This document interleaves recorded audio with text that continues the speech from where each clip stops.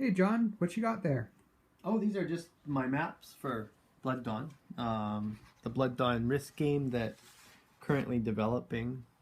Now these Yeah. are close-ups of your larger, or your other map, right? That one Yeah, there. for many people that have seen my map, this is the map that's up on my Inkshares page. I drew this sort of during Christmas time. I keep it all protected. This is the old rough copy here, but this is the actual map itself. And I'm drawing for the game. This is going to be divided into territories. You've probably already seen the colored one that I shared. But within each territory, see, like you have Myra here, that has its own map. So when the mouse goes over the area, this map will pop up, and you can see some more details. I'm going to do a total of 48 of these little, like each of these. So I got 4 sheets I'm going to fill. My artist is gonna color that as well, so making this all for the game. It's really cool. Like I'm having so much fun. Every map, it kind of has its own character. It's bringing out different things. Like this to me, it's sort of like I know I'm preparing a game for the final push of Blood Dawn's promotion, but this is also creative space for me because this is all stuff I'm definitely going to use.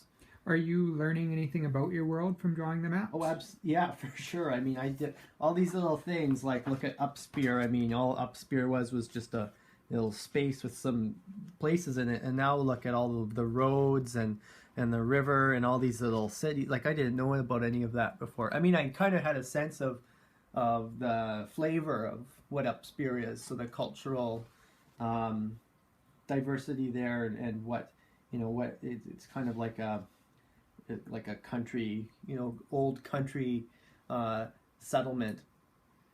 Can you give us a super quick summary of the game for those who don't know about it yet? Well, the game is going to be just like Risk. Not exactly. It's an adaptation. In Risk, you have different players who try to take over the world. In this, it's a little different. God Kings and Dragons, so those are the backers who back 3 or 7 copies. They're going to play. They have different rules. Dragons act like the monsters in an RPG game. They're hidden. No one actually knows where the dragons are except for the dragons themselves. And the God Kings all have houses named after them, and they're each going to have a territory. And they're going to amass troops by getting people to pre-order Blood Dawn and pledge to them.